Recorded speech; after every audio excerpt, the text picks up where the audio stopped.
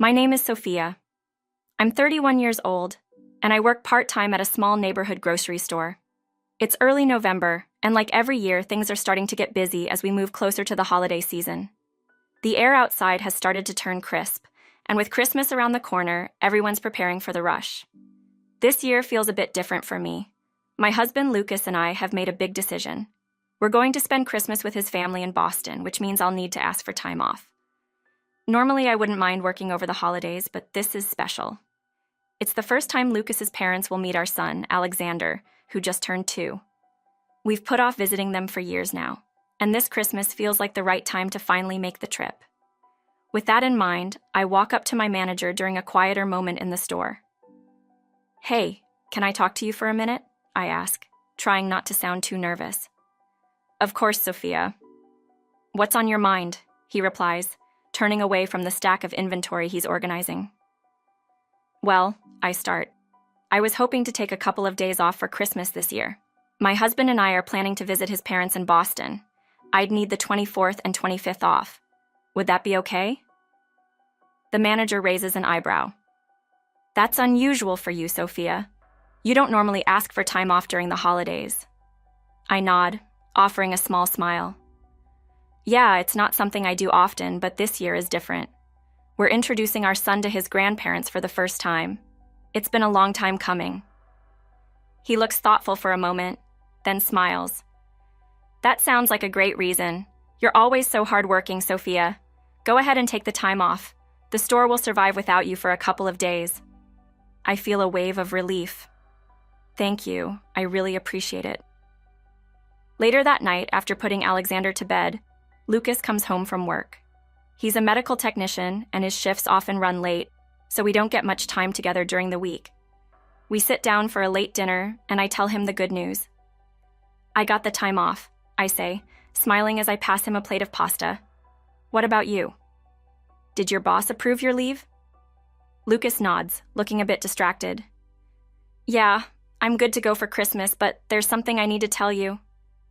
I pause, my fork halfway to my mouth. "What is it?" He sighs, rubbing the back of his neck. "I talked to my dad today. He's really excited to meet Alexander, but my mom's been acting a little strange about the whole thing." "Strange how?" I ask, feeling a knot form in my stomach. "I don't know," Lucas admits. "She didn't sound thrilled about us coming to visit. It's like she's avoiding the topic." I frown, trying to brush off the uneasy feeling creeping up on me. Maybe she's just stressed. It's the holidays, and there's always a lot to do. I'm sure everything will be fine when we get there. Lucas nods, but I can tell he's not entirely convinced. We finish dinner in silence, and I try not to let my worries get the best of me. It's just a family visit. What could possibly go wrong? The weeks fly by, and before we know it, Christmas is here. The morning of the 24th, we pack the car with gifts, clothes, and a few essentials for Alexander. The drive to Boston is long, about 4 hours, but the roads are clear, and we make it just before noon. As we pull up to Lucas's parents' house, I spot a familiar car parked in the driveway. "Looks like Isabella's already here," I say, referring to Lucas's sister. "Yeah," Lucas replies, a bit absent-mindedly. "She always gets here early." We step out of the car, and I immediately feel the chill in the air. The snow crunches beneath our boots as we walk up to the front door, gifts in hand. I can hear laughter coming from inside, and for a moment, I feel a sense of warmth. Maybe everything will be okay after all. "Merry Christmas," Lucas calls as we open the door and step inside. His dad greets us with a big smile, holding out his arms for Alexander. "There's my grandson. Look at him. He's gotten so big." I smile, watching as Lucas's dad lifts Alexander into the air, making him giggle. But then I notice Lucas's mom standing off to the side, her expression cold and distant. She barely acknowledges me, her smile forced as she watches her husband play with Alexander. "Take a seat. Make yourselves comfortable," Lucas's dad says, motioning to the living room. I follow Lucas inside, but I can't shake the feeling that something is off. As we settle in, Lucas's sister Isabella arrives in the room with her husband. Merry Christmas, she says brightly, but her cheer doesn't quite reach her eyes. She hugs Lucas, then glances at me briefly before turning her attention to Alexander. Wow, look at him, Isabella says, crouching down to Alexander's level. You've grown so much. Alexander smiles at her, but I can't help but notice how little interaction I've had with her so far. It's as if I'm invisible, and no matter how hard I try to engage, Isabella's focus stays on Lucas and Alexander. Feeling a bit uncomfortable, I decide to offer some help in the kitchen. I'll go see if your mom needs any help with the cooking, I tell Lucas, standing up. He nods absent-mindedly, already caught up in a conversation with his dad. I walk into the kitchen, hoping to find an opportunity to connect with Lucas's mom. Maybe if we worked together on preparing the meal, things would feel more relaxed. Hi, Merry Christmas, I say, giving her a warm smile. Can I help you with anything? Her reaction takes me by surprise. She turns to me with a sharp glare. No, she snaps. You're just in the way. I step back, stunned by her harsh tone. Before I can say anything, she brushes past me and heads into the living room, leaving me standing there alone. What just happened? I replay the moment in my head, trying to figure out what I could have done wrong. I thought offering to help was the polite thing to do, but clearly I've misread the situation. Taking a deep breath, I return to the living room, determined not to let this ruin the day. The afternoon passes in a blur of presents, laughter, and family chatter.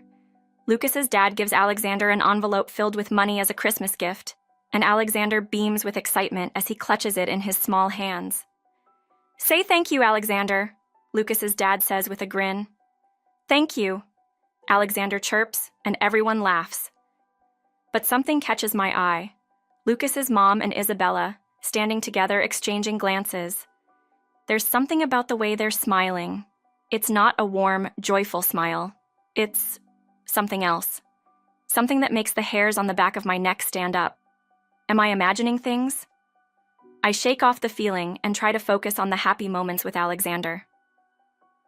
Later that night, after the long drive home, I sit down to sort through the gifts. I open the envelope Alexander received from Lucas's dad, expecting to find some money inside. Instead, my heart skips a beat when I see a single green leaf tucked inside. I stare at it, confused. Lucas, I call out, holding up the leaf. Look at this. He walks over, frowning. What the? A leaf? That's strange. It must be a mistake. I nod slowly, but a sinking feeling is growing in the pit of my stomach. This doesn't feel like a mistake. It feels deliberate.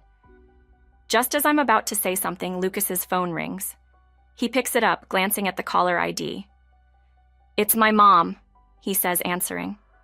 I listen as he talks to her, explaining the leaf situation. Oh, Lucas says after a moment. She said it was just a mix-up. Apparently, our niece Ava put the leaf in as a joke.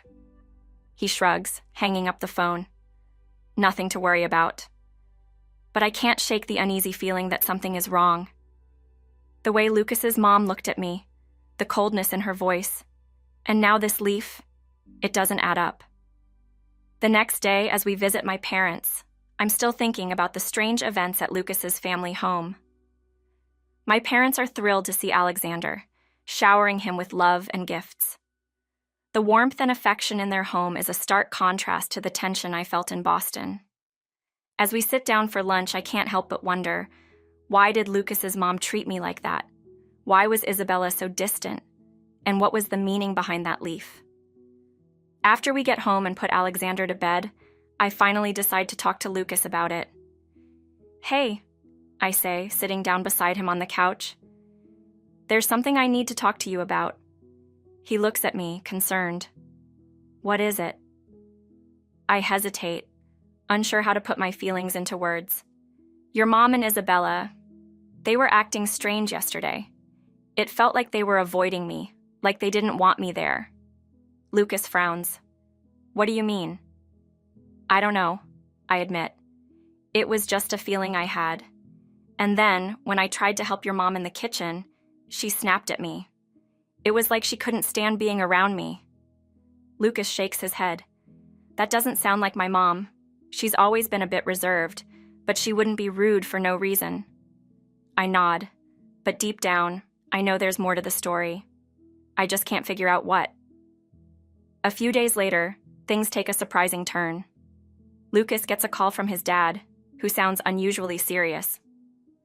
Sophia, Lucas says, handing me the phone. My dad wants to talk to you. I take the phone, my heart racing. Hello? Sophia, Lucas's dad says, his voice filled with regret. I owe you an apology. There's something I need to explain. My stomach twists with anxiety. What is it? He sighs. My wife and Isabella, they haven't been kind to you, and I'm afraid it's because they've been holding on to some resentment for a long time.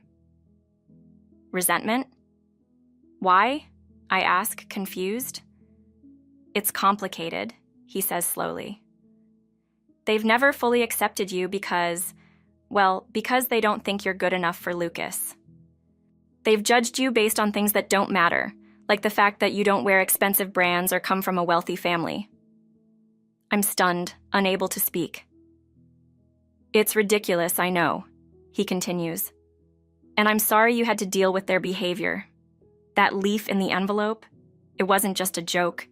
It was their way of mocking you. I feel a lump forming in my throat. I don't understand. Why would they do that? They've always been a bit elitist, Lucas's dad admits. But that's no excuse. I'll be having a serious talk with them about this. I just wanted to make sure you knew that none of this is your fault. I thank him, but after the call ends, I'm left feeling hollow. How could Lucas's own family treat me this way? I thought they would welcome me, but it turns out they've been looking down on me all along. That night, I tell Lucas everything. He's furious, not just at his mom and sister, but at the fact that I've been keeping this to myself for so long. I'm so sorry, Sophia, he says, pulling me into a hug. I had no idea they were treating you like this. I'll talk to them. This has to stop. But even as he says the words, I know that this is just the beginning. The truth has been unwrapped, but the tension between me and Lucas's family is far from over, and I'm not sure how it's going to end. This transcript maintains a steady build of suspense, with each paragraph connecting to the next as the tension between Sophia and her in-laws unfolds. The story keeps readers engaged as they wait to see how the conflict will resolve. Let me know if you'd like any further adjustments or additional scenes.